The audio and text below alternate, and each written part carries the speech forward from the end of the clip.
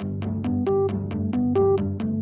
pessoal, aqui é Marcelo Serrano, esse é mais um episódio do podcast Itaú Views. Hoje estamos aqui em Nova York para a 18ª edição da Itaú BBA CEO Conference, o maior evento com o propósito de conectar grandes empresas da América Latina a investidores institucionais globais.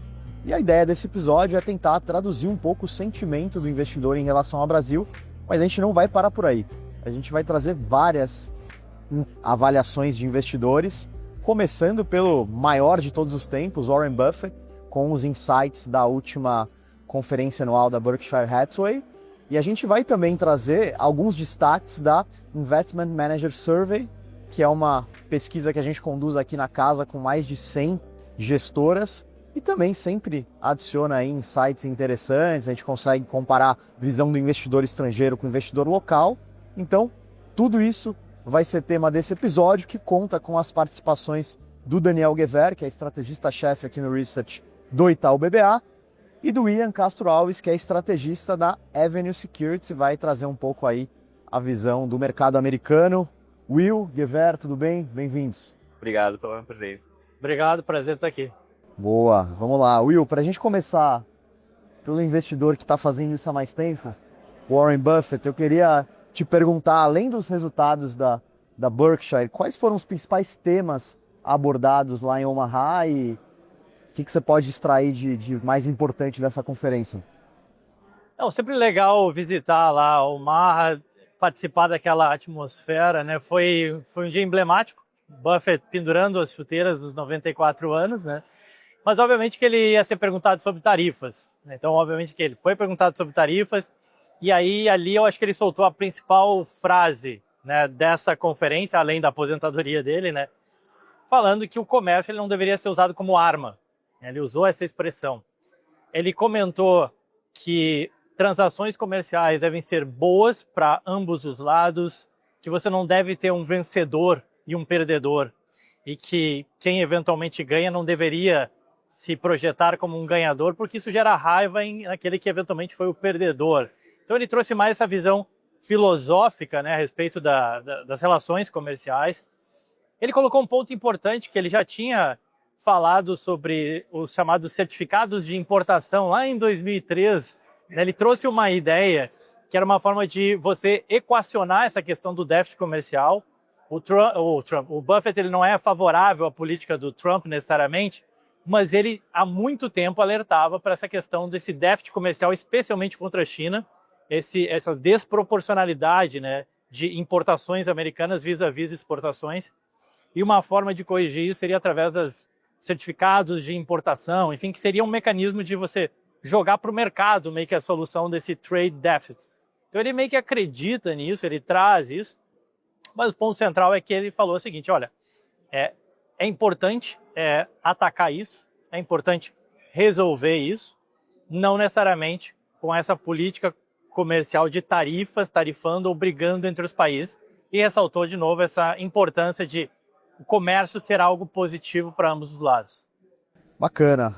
Gever, na resposta do Will, a gente conseguiu capturar um pouco aí como pensa um maior investidor aí de todos os tempos, mas seria bacana a gente tentar trazer o consenso dos outros grandes investidores, né? Acho que a pesquisa que você conduz é um bom parâmetro para a gente ter um pouco essa visão. Eu queria te perguntar quais foram os principais insights aí da última rodada. Não, legal. Então, essa pesquisa hoje virou referência do mercado no Brasil. Foram 120 investidores institucionais que responderam, mais ou menos 70 bilhões de dólares sob gestão, então um ativo bem relevante para o tamanho da indústria de ações no Brasil. E eu diria que mudou da água para o vinho a percepção. Assim, como é que a gente mensura isso? Dá para mensurar a parte de humor, a parte econômica e a parte de setores stock picking. Humor, a gente pergunta, 0 você está negativo, 10 você está otimista. A pesquisa de fevereiro, a gente faz isso trimestral, o investidor estava abaixo de 6, estava negativo, foi a pior leitura que a gente teve. Agora voltou para próximo de 7, segunda melhor leitura dos últimos 6 pesquisas. Então já mostrou uma melhora. A gente perguntar, você está negativo ou otimista com o Brasil? O número de pessoas tão positivas saiu de 40% para 70%. Então, de fato, o pensamento, o humor, e é compartilhado tanto entre o estrangeiro e o investidor local. Então, acho que essa é a primeira questão. Segunda questão, a gente pergunta, é a questão do... Vai ter fluxo para o Brasil, né? Investidor estrangeiro é muito importante. Na pesquisa, mais de 90% dos investidores espera que a gente tenha fluxo de entrada de estrangeiros no país. Metade desse número, em grandes números, é entrando dinheiro para a categoria de mercados emergentes, e um pouco parecido disso é Brasil ganhando relevância dentro da cesta de mercados emergentes. Então, o pessoal espera que tenha fluxo nesse sentido.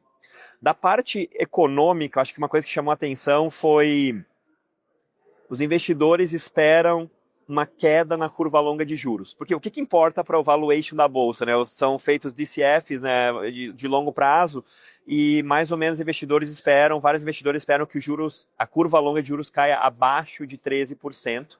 Lembrando que há 3 meses a gente bateu quase 15,5% dessa curva longa. Hoje a gente está ao redor ali de 13,5%, hoje como a gente está. Então, continuidade da queda de juros. E quando você olha para setores, o que mudou? Aumentou a preferência de setores domésticos. Então, o pessoal está entrando para a economia doméstica. Então, entre os top 5 setores, setor de, por exemplo, construção, home builders, entrou como destaque. O setor de consumo voltou a ser um dos destaques. Mas os setores que continuam ainda tendo mais preferência dos investidores, principalmente os brasileiros, é o setor de elétrico, e o segundo setor mais demandado é o setor financeiro, isso tanto de estrangeiro quanto de setores. E daí papéis assim, que chamam muita atenção na pesquisa, a gente fez a pergunta, né, qual foi a ação que você espera que tenha mais retorno nos próximos 6 meses? Localiza foi a empresa mais votada, e quais são as suas top picks? As top picks mais votadas foram Itaú, Sabesp, Equatorial, foram esses destaques.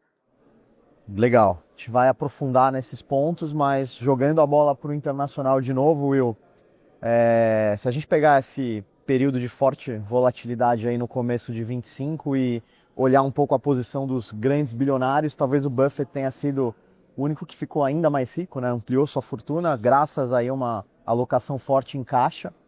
E a pergunta que fica é se ele deu algum indício, alguma ideia do que seria uma tese, uma ideia de alocação, caso ele fosse olhar e fazer aportes aí em equities, fosse pegar parte desse caixa para fazer uma alocação em equities. Boa pergunta, Marcelo. Ele falou de comprar Brasil. Não, brincadeira, né? Sabe que o Buffett, ele não é muito adepto a investimentos em emergentes, né? Apesar de investir fora dos Estados Unidos. Mas essa é uma pergunta boa porque foi interessante quando ele falou sobre esse movimento que a gente viu, né? Essa queda toda brusca após o chamado tarifaço, ou Liberation Day, né, de Trump. Ele falou categoricamente, isso não foi nada. Isso não foi nada. Parece que faltou quase aquele que a gente vê no Twitter, né, o buy the dip, né, que não foi ele que falou, mas o pessoal sempre brinca com a imagem do Buffett, né, falando compra quando cai, né. Mas ele falou que não foi nada essa queda recente, que quem tem ações tem que estar acostumado, preparado para ver suas ações caírem, que ao longo dos 60 anos à frente da Berkshire, ele viu as ações da Berkshire cair mais de 50% 3 vezes, e que isso é totalmente normal, comum. Olhando em termos de alocação, né, se você pegar lá 30% da Berkshire está em caixa, isso ajudou, obviamente, ele nesse drawdown de mercado permanecer bem, né, até porque os seus pares, muitos deles têm uma posição relevante em ações de tecnologia. Ele tem também Apple, mas não dá para esquecer que a Berkshire tem mais de 45% do mercado privado, né, que não é listado em bolsa. Então não tem também essa marcação a mercado tão diária. E isso justifica um pouco porque que o Buffett se manteve também lá no topo, né? Fora isso, o perfil dele de investir em staples, de investir em empresas mais consolidadas, fluxo de caixa estável, algumas de financials, enfim. Olhando para frente, ele falou que ele continua muito otimista e enfim, feliz com os investimentos que ele fez no Japão. Falou, inclusive, que aumentaram recentemente e que querem ter uma relação de longo prazo, né, com os japoneses, que ele falou de daqui 50 anos a gente ainda vai ser sócio deles, né? O Buffett com 94 anos, né? Não sei se dificilmente vai conseguir ver isso, né? Mas enfim. Que mais? Eu acho que, e considerando que passou o bastão, né, para o Greg Abel, e o Greg Abel é um cara que já veio do setor de utilities e energia especificamente, eu diria que ali seria um foco, não foi falado isso, é uma interpretação minha, de que a Berkshire vai continuar investindo, como já faz, no setor de utilities americano. Eles comentaram que vem espaço, o Greg Abel comentou, no segmento de transmissão de energia, que a demanda... Uma derivada de AI, né? Uma derivada de AI, exatamente. A demanda por data center continua elevada, existe a necessidade de incrementar a oferta de energia nos Estados Unidos. Então, eu diria que utilities vai ser um setor que eles vão continuar olhando, como eles sempre fizeram. O Buffett comentou que eles chegaram a tentar fazer um investimento de 10 bilhões de dólares e que não conseguiu executar esse investimento, que é muito difícil, né, dentro do padrão Berkshire, enfim, de conseguir fechar esses deals, né?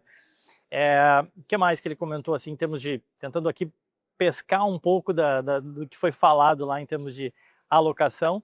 Ele reduziu a exposição dele em Apple, mas ressaltou, né, que até brincou, né, que o Tim Cook foi o cara que gerou mais retorno, mais dinheiro para a Berkshire do que ele mesmo, né? Então as ações da Apple foram uma grande vencedora para eles. E recentemente eles compraram um pouco de Constellation Brands, né? Então eles vêm fazendo algumas compras paulatinas, do jeito Berkshire de ser. Agora, eu acho que com a passagem de bastão para o Greg Abel, talvez a gente veja um pouco mais de dinamismo aí na execução da Berkshire. Não vou dizer que a Berkshire vai sair usando todo o caixa, não é o caso, né? Mas a partir do momento que eventualmente até os juros nos Estados Unidos comecem a ceder um pouco, né, talvez abra espaço para eles tentarem buscar uma outra alocação desse caixa que é bem robusto, né? Bacana. River, você comentou um pouco os insights dessa última pesquisa que aconteceu algumas semanas antes aqui do evento. E durante o evento a gente viu uma trégua na guerra tarifária ali nos Estados Unidos, a gente viu o S&P 500 retomar o patamar ali pré-Liberation Day, a gente viu o Ibovespa na máxima histórica. Há um clima de euforia aqui? Você acha que se rodasse uma pesquisa, uma quick survey aqui, ia subir do 7 para um 8 de repente ou ainda é cedo? Qual é o humor? Deixa eu só provocar, já dá para preparar festas dos 200K? Não, acho que ainda tá cedo para essa parte, mas assim, se fosse fazer o survey hoje, o humor teria melhorado. O que mudou desde então, né? Basicamente, o Brasil chegou no fim do seu aperto monetário. Então, você bateu um juro de 14,75, inclusive o call aqui do Itaú, né, do nosso time macro, que chegou no 14,75, o próximo movimento agora é para baixo, começando no início do ano que vem, e terminando 200 bips abaixo, né, do 14,75 no final do ano que vem. Historicamente, a gente fez um estudo assim, quando você cai juros no Brasil, a bolsa anda cerca de 20% em dólares em 6 meses, no momento que começa a cair os juros. Então, eu acho que esse foi um dos que os investidores estão vislumbrando. Eu acho que o Liberation Day, ele trouxe uma pergunta que... Será que a América Latina e o Brasil são vencedores relativos nesse novo mundo? Inclusive, a gente botou no survey isso. 80% das respostas, lá dos 100 e poucos investidores, botaram que o Brasil é um vencedor relativo. Por quê? Ele recebeu menos tarifas que a média, né, principalmente que a China lá não entra lá. A América Latina toda, de certa forma, foi poupada nesse quesito. A gente está menos exposto a riscos geopolíticos maiores, então acho que tem um call de diversificação nesse lado que pode trazer. Então eu diria que foi um pouco isso. O humor melhorou por causa da política monetária, o humor melhorou um pouco por essa questão de vencedor relativo. E agora a gente está passando, né, a temporada de resultados está acontecendo. O quarto trimestre tinha sido bem negativo a temporada de resultados, levou uma revisão de lucro de quase 8% para a economia doméstica. A gente faz um tracking, né, os americanos gostam de olhar, né, o número de beats and misses, né, quantas empresas batem, quantas empresas, né, ficam abaixo da expectativa. No quarto tri tinha sido 1 para 1 no Brasil. Agora, o que está acontecendo aqui está sendo cerca de 2,5 para 1 por enquanto. Então ainda tem, claro, empresas para reportar, mas a tendência está do lado positivo nesse sentido. Perfeito. Will, o Gever comentou um pouco possível fim do ciclo de alta de juros no Brasil. Queria puxar o papo para cenário global, principalmente cenário econômico americano, e entender como você está vendo os próximos passos aí da condução da política monetária por aqui e o que deve ser pauta da economia americana, da economia global, dado um aparente arrefecimento aí dessa questão das tarifas. Qual que é o próximo capítulo? O que a gente vai discutir? O que vai ser trigger? O que você está olhando aqui do cenário americano? Pergunta difícil é essa, vai depender do como é que o Trump vai acordar, né? Assim, a gente tem essa brincadeira aqui que todo dia tem uma novidade, né? Eu digo que para os jornalistas é muito bom, o Trump é amado, né? Porque todo dia tem notícia, tem coisa nova para reportar. Mas eu diria que assim, a gente saiu de dois mundos, né? Se você pensar a emergência do Trump ali a partir de setembro, né? Ele foi ganhando espaço nas pesquisas, a Kamala diminuindo, e aí a possibilidade de ele ganhar gerou essa ideia de excepcionalismo americano. Né? Make America Great Again, excepcionalismo americano, e a gente viu S&P nas máximas e por aí vai.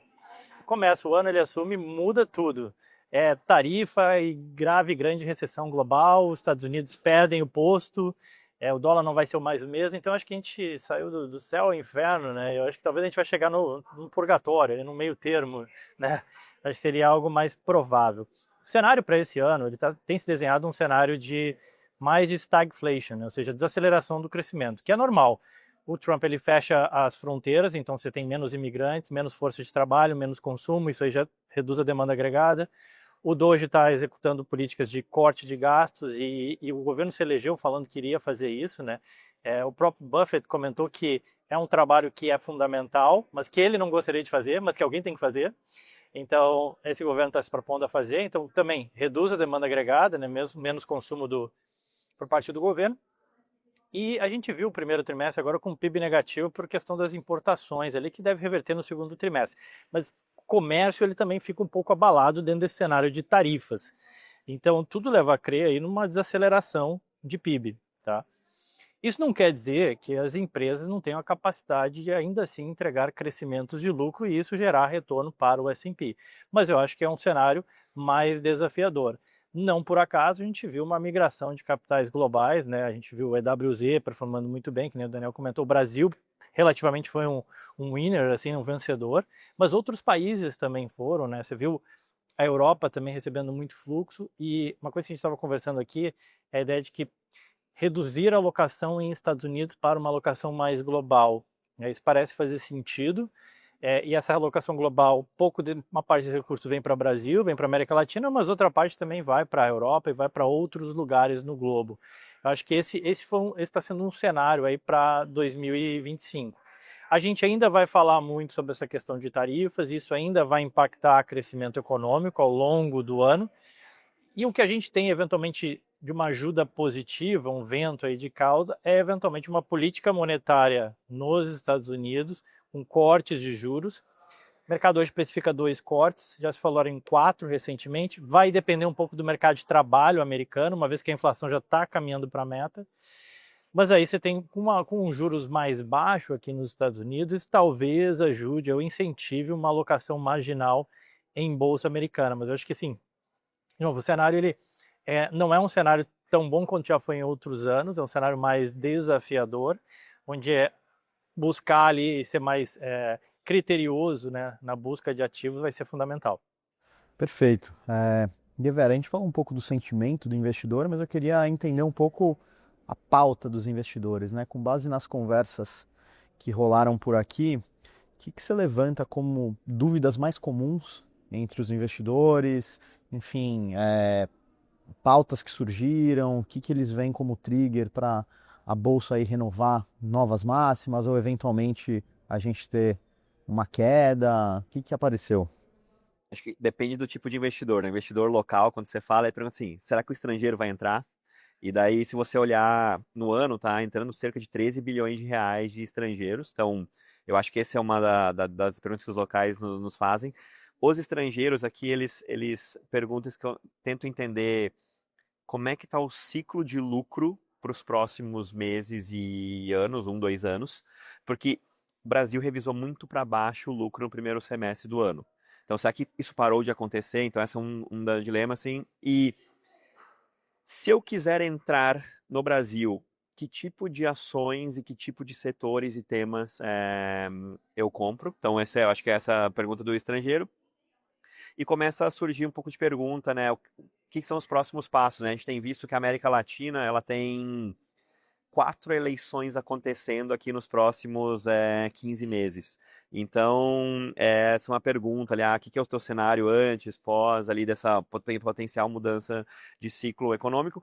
E também aquela pergunta inicial lá de, faz sentido pensar a América Latina como um vencedor relativo? Estou certo nessa hipótese ou não, né? Lembrando que investimento ele é um jogo de teste de hipótese, né? Eu sempre falo que você tem lá 50% de chance de acertar, você vai falar, uma empresa é boa, aumentou a qualidade, aumentou a probabilidade. A empresa tem momento, aumentou a qualidade. Pagou um valuation barato, aumentou a probabilidade de você acertar. Então, eles vão testando essas hipóteses. Então, eu diria que o humor melhorou, está testando essas hipóteses e está até comparando, né, com a conferência do ano passado, né, a gente pegou um movimento, né, de que o pessoal esperava que os juros ia cair ano passado e depois foi para outra direção.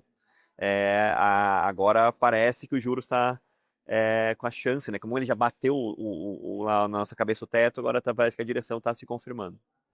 Perfeito.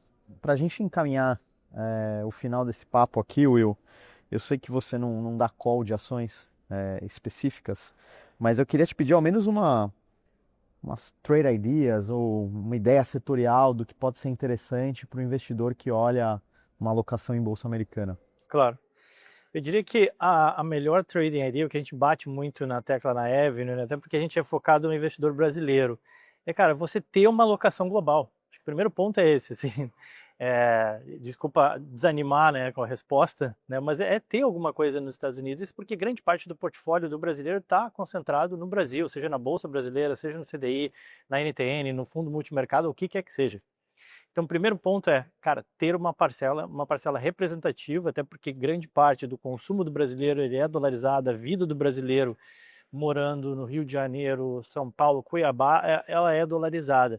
Então a gente bate muito na importância de você ter uma parcela dolarizada. A partir disso, essa parcela dolarizada, hoje, ela pode se aproveitar dos yields que ainda estão elevados em contexto histórico, né? Você investe numa renda fixa, um título de dívida americano, e você ainda recebe dólar mais 4, dólar mais 4,5. Dependendo da duration, você pode receber até um pouco mais, mas aí toma um pouco mais de risco. Se você incrementar o risco e sair, né, do título de dívida do governo americano e ir para um investment grade, você consegue ganhar um pouquinho mais. E você for para um high yield ou eventualmente até um título de empresa brasileiro, você ganha também ainda mais. Você está falando de dólar mais 5, dólar mais 6, dólar mais 7, quem sabe.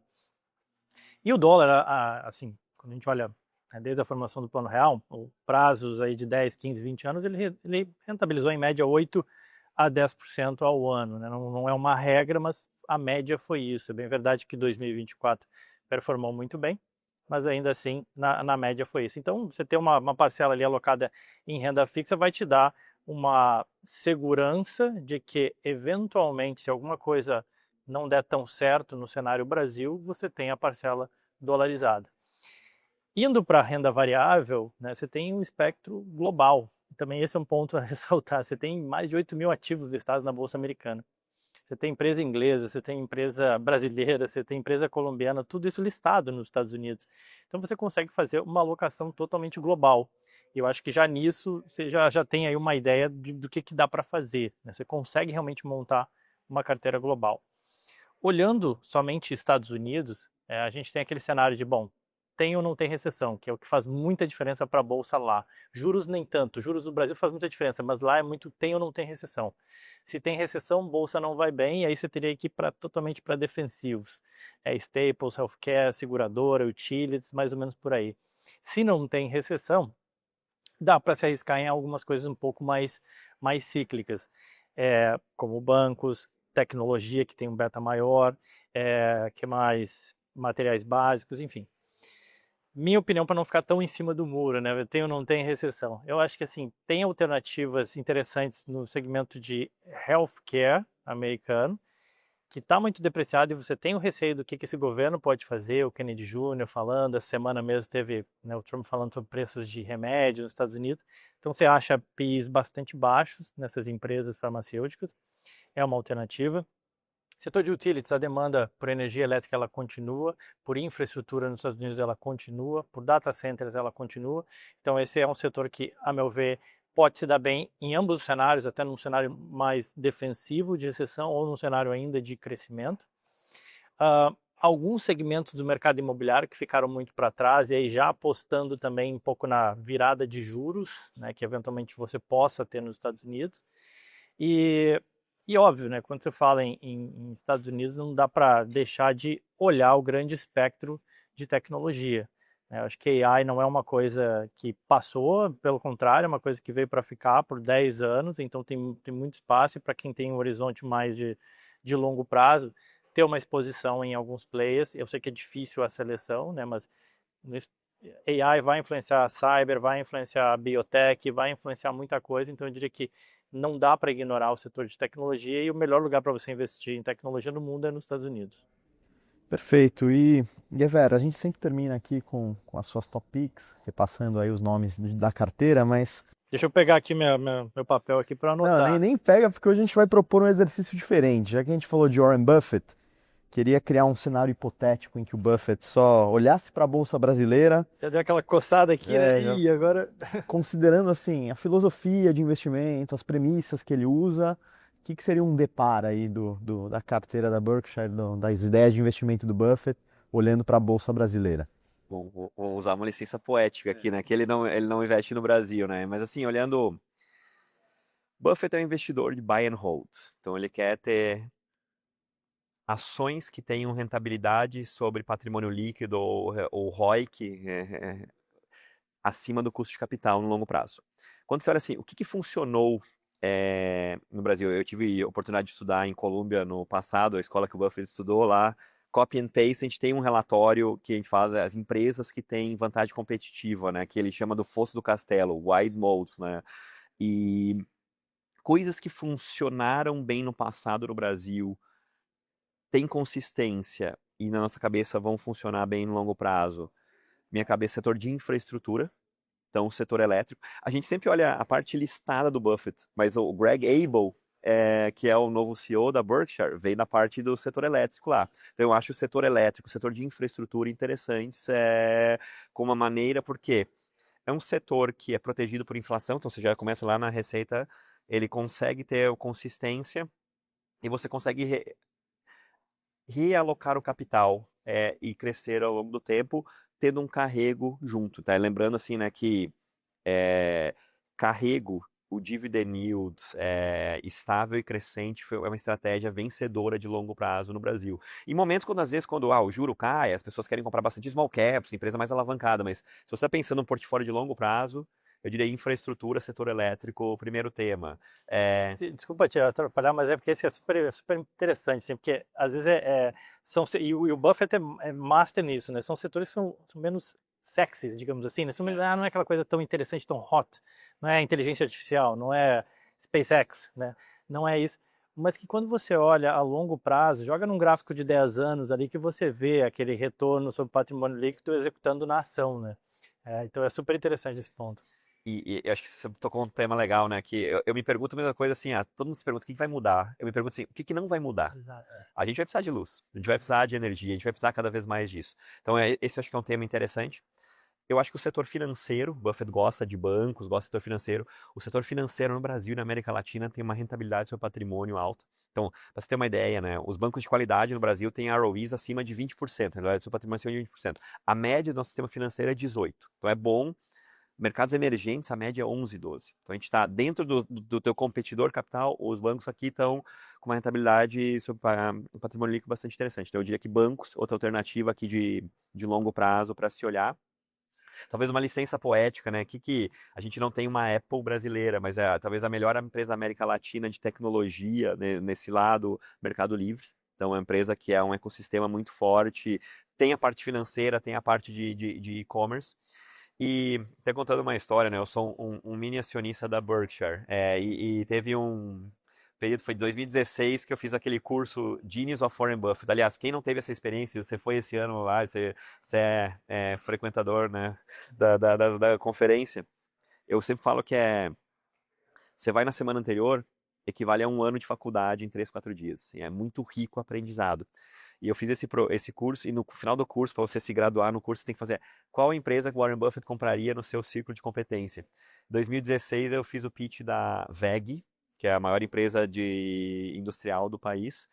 Naquele período o pessoal não queria WEG porque tinha mudado o ciclo econômico e o pessoal queria empresas mais de beta mais alto, mas WEG é uma empresa que na minha cabeça tem vantagem competitiva de longo prazo também para se pensar. Mas falando assim, tematicamente, infraestrutura, setor elétrico, saneamento e setor financeiro são temas aqui que me chamam a atenção, que eu diria que tentando fazer um copy e cola assim, da filosofia do Buffett se aproximariam no Brasil.